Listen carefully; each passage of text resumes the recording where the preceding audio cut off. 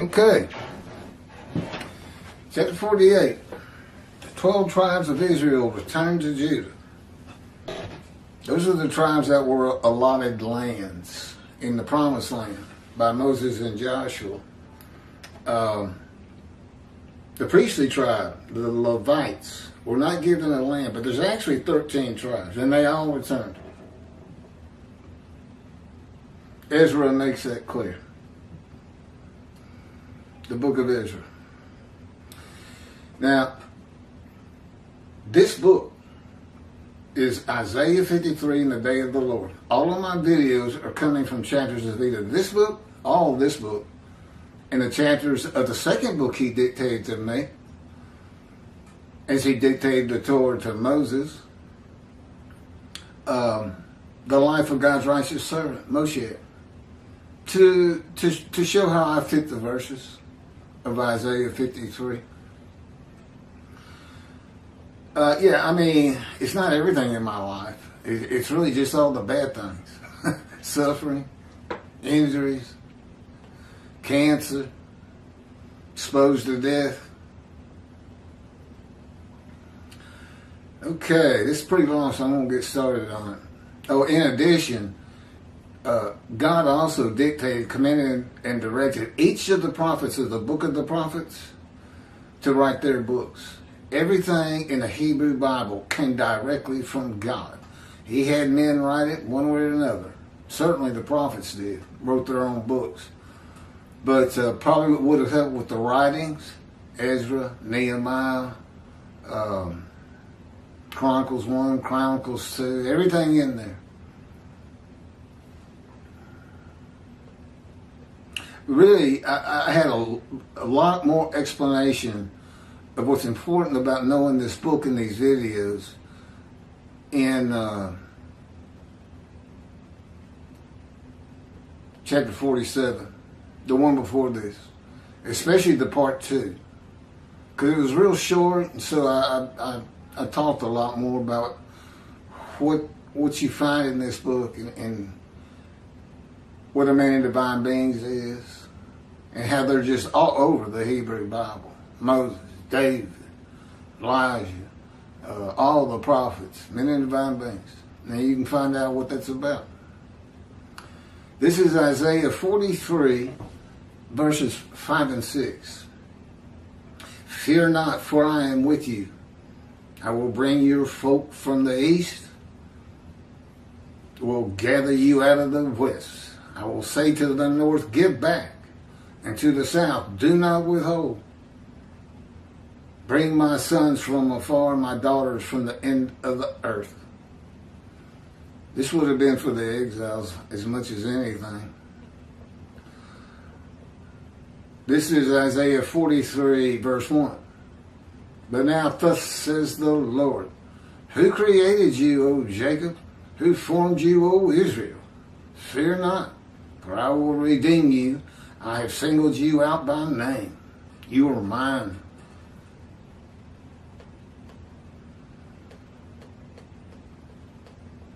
Our exiles were certainly redeemed. He anointed a Gentile, Cyrus of Persia, to become king of all the nations. King of all the nations. And he issued from, Persia had defeated Babylon, who had defeated Assyria and the Chaldeans. But it was Cyrus who issued a proclamation that all of the exiles could return to Jerusalem to build God's house, the second temple. And they did. It's free passage. I'm about to do, this is Isaiah 43, verse 19. And this is sin forgiveness for the exiles. The sin forgiveness of Jeremiah 31 is for the Roman dispersal, the diaspora, away from the promised land, or away from your country. That's Hebrew Bible, so it's away from the promised land. I'm about to do something new. Even now it shall come to pass. Suddenly ye shall perceive it. I will make a road through the wilderness and rivers in the desert. The road was that proclamation. Y'all are free to go. That's what he did. This is Isaiah 43, verse 25. It is I who, for my own sake, wipe your transgressions away and remember your sins no more. They became a holy seed and built the second temple. That was for him. He didn't deserve it. He's probably going to say the same thing about the third temple. They're going to tell him what else he'll have me write one day. Once this gets accepted by a multitude of people. I make the many righteous, and as my portion, I receive the many. That would be the many made righteous who follow me, heed me, listen to my words, promote me. And as my spoil, I receive the multitude. So the many grow. I don't know how long it's going to take. He's been with me 16 years now, preparing me. Keep telling him, let me out of this fire refinement. Stop hurting me. It's emotionally and physically. Sleep deprivation. I found out I can stay up 4 straight nights. You become like a zombie. And he starts hurting you and doing mean things to you. 2, break your will. Temper your emotions. Calm your anger. Because after a while you can't even get angry anymore. You just take the pain. Just try not to talk.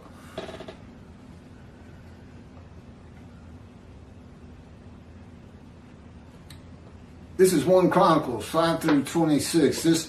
This chapter is actually in 3 parts. This is the first section. So the God of Israel rouses the spirit of King Pul of Assyria, the spirit of King Tiglath-Pileser of Assyria, and he carried them away. Namely,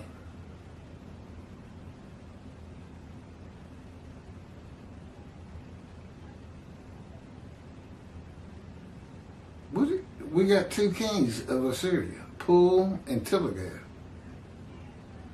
Just keep reading, you see. And he carried them away, namely, the Reubenites, the Gadites, and the half-tribe of Manasseh, and brought them to Hala, Habor, Hara, and the river Gozan, to this day. Those are the tribes that they didn't live in the Promised Land. They lived east of the river Jordan, adjacent to it. Apparently there was some nice land right across from the Promised Land. And they got to see it and take it off. Now the northern kingdom's going to get, this is what I'm about to read, defeated and deported, with Gentiles imported to the northern kingdom. And eventually Judah is defeated by Babylon. Assyria defeated the northern kingdom and the tribes I just mentioned. In the days of King Pekah of Israel, King Tiglath-Pileser of Assyria, no, that's a different one,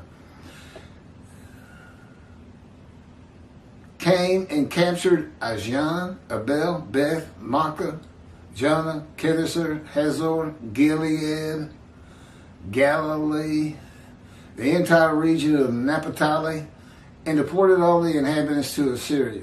That's 2 Kings, chapter 15, verse 29.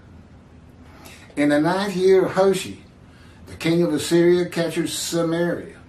That's the northern kingdom. It's sometimes called the Samaria, sometimes Ephraim, and sometimes Israel. He deported the Israelites to Assyria and settled them in Hala, at the river Habor and the river Gozan, and in the towns of Media.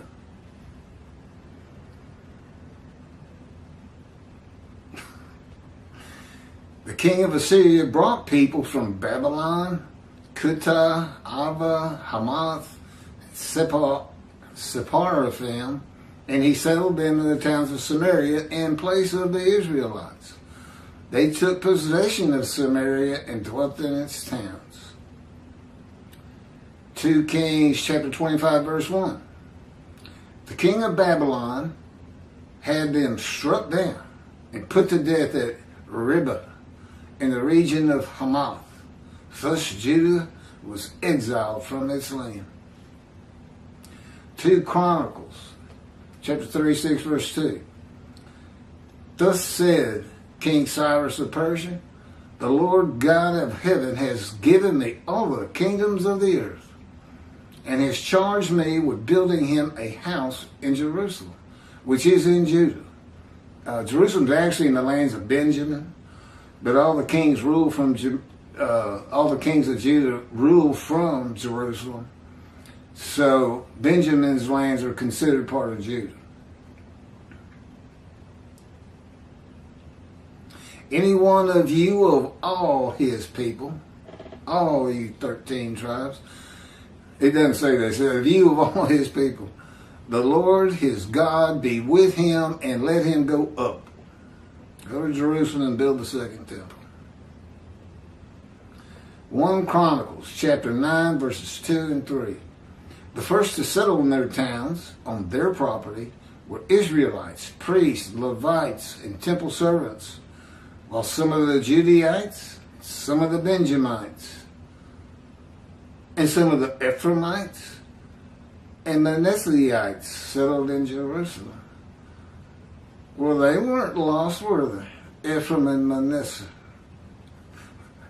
And Ezra makes it even more clear. Part 2. From the book of Ezra and Nehemiah. The following verses were written by men who were eyewitnesses of the return of all the tribes of Israel under the declaration of Cyrus of Persia, whom God anointed to clear the way for them to build the second temple. They testify that all 12 tribes and the tribe of the Levites returned to the lands of Judah and the lands of Benjamin. The lands of the kingdom of Samaria, the northern kingdom, sometimes called Ephraim and sometimes called Israel, were inhabited by Gentiles. Ezra, chapter 3, verse 1. When the seventh month arrived, the Israelites being settled in their towns, the entire people assembled as one man in Jerusalem. There it is. That's the definition of the Jewish people being called Israel. They have to gather as one man. All of them. It's only happened twice. At Oreb, when God had Moses get all of the Israelites together, and they gathered as one man. And to a man agreed to be his people and to listen and to obey and abide by his laws, commandments, and directions they received from Moses. Ezra chapter 2, verse 70. The priests, the Levites, and some of the people, and the singers, gatekeepers, and the temple servants took up residence in their towns, and all Israel in their towns. Well, the people from the northern kingdom couldn't go back there. They were inhabited by Gentiles. So they came into Judah, which had been vacated during the exile, and the people who had lived there, it was some 70 years, were no longer alive, I guess, for the most part. And they just had to establish new residences, new towns for the exiles. Everybody living in the southern kingdom.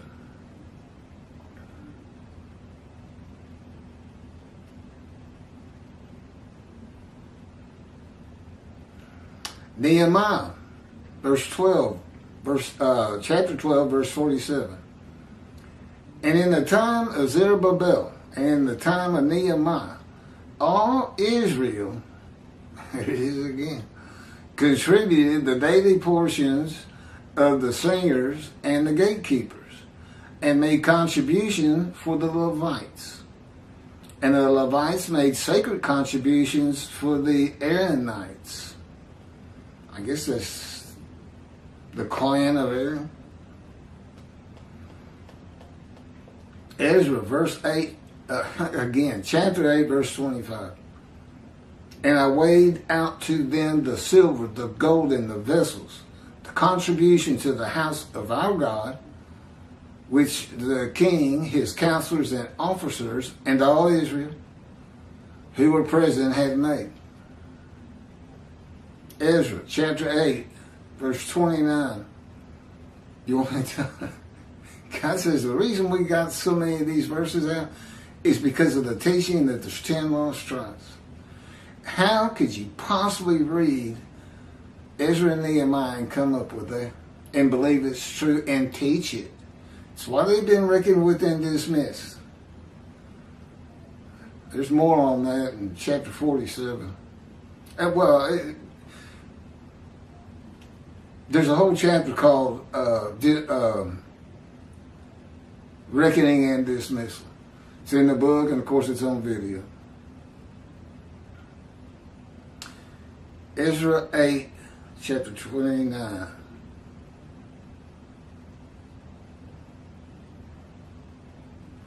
Guard them diligently until such time as you weigh them out in the presence of the officers of the priests and the Levites and the officers of the clans of Israel in Jerusalem in the chambers of the house of the Lord. Ezra chapter 9 verse 1. When this was over, the officers approached me saying, this would have been Ezra, the people of Israel and the priests and Levites have not separated themselves from the peoples of the land whose abhorrent practices are like those of the Canaanites, the Hittites, the Perizzites, the Jebusites, the Amorites, the Moabites, the Egyptians, and the Amorites. Ezra chapter 10 verse 5. So Ezra at once put the officers of the priests and Levites and all Israel under oath to act accordingly, and they took the oath. Nehemiah, chapter 1. He controls my thoughts and my words, and he's the one actually doing that. And it's because he wanted me to tell you that, I guess. He's mysterious, my friends. He's got a lot of personality. He can be quite humorous, when he's not tearing me to pieces in the fire of refinement, which is pretty rare, actually. Kind of had a good night. The day started out, I know he's here. Believe me, his power's around me. Both my feet are numb and tingling.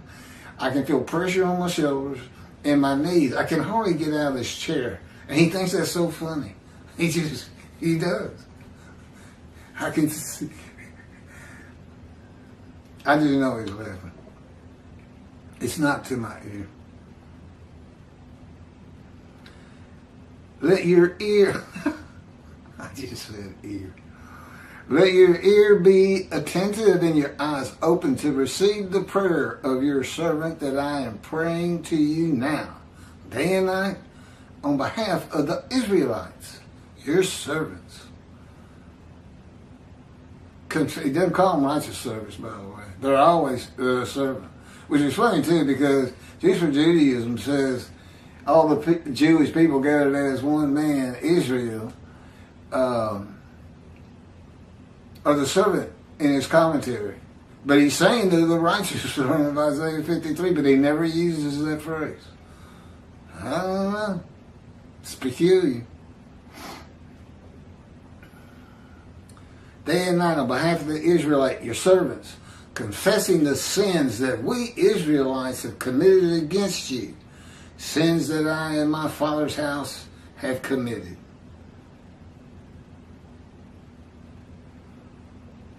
Chapter 2, verse 10. When Sanballat the Haranite and Tobiah the Ammonite servant heard, it displeased him greatly that someone had come intent on improving the condition of the Israelites. There would be people from the northern kingdom, Gentiles. Nehemiah chapter 8, verse 17. The whole community that returned from the captivity made booths and dwell in the booths? The Israelites had not done so from the days of Joshua son of Nun to that day. And there was very great rejoicing. Right, part of the high holidays. Nehemiah chapter 8, verses 1 and 2. On the 24th day of this month, the Israelites assembled, fasting in sackcloth and with earth upon them. Those of the stock of Israel separated themselves from all foreigners and stood and confessed their sins and the iniquities of their fathers. Day of Atonement, Yom Kippur beginning. Nehemiah chapter 11, verses 3 and 4. These are the heads of the province who lived in Jerusalem, in the countryside of Judah. The people lived in their towns, each on his own property. Israelites, priests, Levites, temple servants, and the sons of Solomon's servants. While in Jerusalem, some of the Judahites and some of the Benjamites lived. Okay, it's part 3, last part.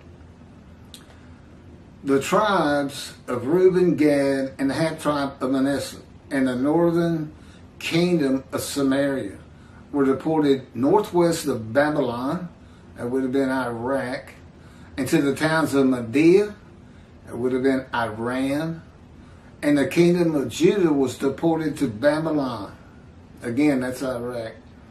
Jerusalem is within the lands of Benjamin, which lands are considered part of the kingdom of Judah, since that is where the kings of Judah ruled from. I'm telling him while I'm reading that, I've already said this. And he said it's good for him to hear it twice. Okay.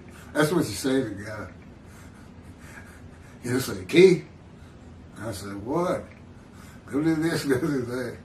Or turn the TV up. And I'll say, okay. Because that's what you do with God. That's what you say all the time. Okay. He doesn't always. Actually, he rarely addresses me by name. If he says something, I know it's from me.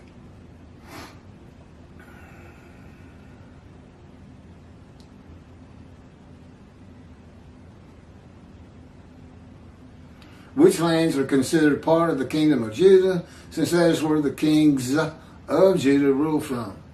That is why there is an emphasis on the Judeans and Benjamites in the accounts of the return of the 12 tribes of Israel to the lands of Judah and Benjamin. Basically, what you see in Ezra and I assume Nehemiah, Ezra has got Manasseh and Ephraim. Those are the largest tribes. He just didn't mention all the tribes, the smaller tribes. Now, Judah, Ephraim, and Manasseh. Manasseh was so big they had to cut it in half. There's just half tribe of Manasseh.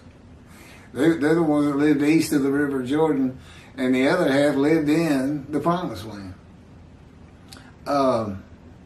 And Benjamin is mentioned also for this very reason. That's where the temple is, and the kings rule from the lands of Benjamin. He's mentioned, and Benjamin was the smallest tribe.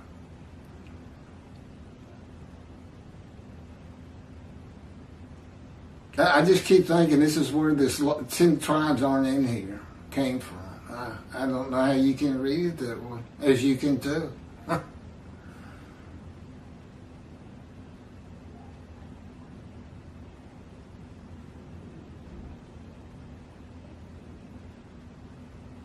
What is this? No. Did the page move? No. When the 7th month arrived, the Israelites being settled in their towns, the entire people assembled as one man in Jerusalem. When the people Israel gather as one man, it is all 12 tribes and the Levites, the priestly tribe without an allotment of the promised land. Judahites and Benjamites alone are not Israel. though all reference to Israelites would include them. The first to settle in their towns on their property were Israelites, priests, Levites, and temple servants, while some of the Judaites and some of the Benjamites, some of the Ephraimites, and some of the Manassesites settled in Jerusalem. Ephraim and Manasseh were not lost tribes, as many believe and many rabbis teach from writings outside of the Hebrew Bible. I would suspect the Talmud or something from Rambam. It is said in writings by sages and rabbis that 10 of the 12 tribes of Israel became lost and did not return to Judah to build a second temple. There never were lost tribes according to the Hebrew Bible and God. These are the words of God. This is God's chapter. Every bit of it. He taught it to me, and he said, Keith, go to your computer. Type this. 12 tribes of Israel returned to. All 12 tribes returned. And go to your Tanakh. You can find the translation of it. It was on the internet. I can't find it, man. And put all these verses in. You know, copy, paste, put them on my notepad. Commanded and directed. Do these things. We're going to put them on to a new blog. We got up to like 117 blogs, and then we turned those 117 into a book of 50 chapters. We were doing that a long time ago.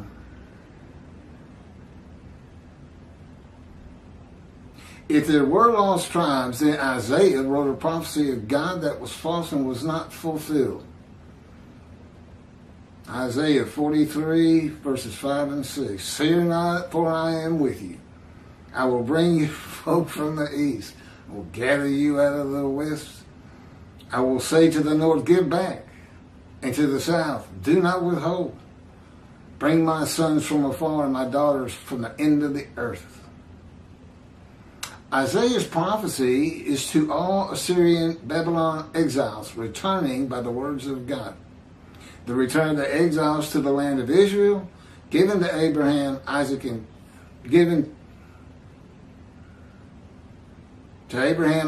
Jacob by covenant, and partitioned among the 12 tribes of Israel by Moses and Joshua, is not just the Babylon exiles of Judah and Benjamin. It includes all the tribes that were defeated, deported, and exiled by the Assyrians before them. The Babylon exiles were the last to be deported to the vast lands of Babylonia, which was once Assyria, where all the exiles were, and by this time scattered far and wide throughout Babylonia along many different rivers. The Babylon exiles are all 13 tribes in Assyria, Babylonia. What they ought to be called is the Assyria, Babylon, Persian exiles. Next chapter. Chapter 49. There's only 50. So we're getting there. I'm getting there. The final prophet of God. This is God taking a shot at Muhammad. I said, they're going to say I blaspheme him. They claim he's the last prophet of God and messenger. It's etched on their mosque in stone. And it turns out, am the last prophet of God, as far as the Hebrew script, the Hebrew Bible's concerned. And we tell them in this next book, this next chapter. I said, they're going to declare a jihad against me. And that's what, if you see this man who has blasphemed Muhammad, kill him. That's what's going to happen. I don't worry about it. The angel goes before me and God's got my backside. And he needs me. I'm his representation. His prophet like Moses. That doesn't mean he can't hurt me an awful lot. Because he does. There's plenty of videos explaining that in greater detail. It's horrifying is what it is. Thanks for watching.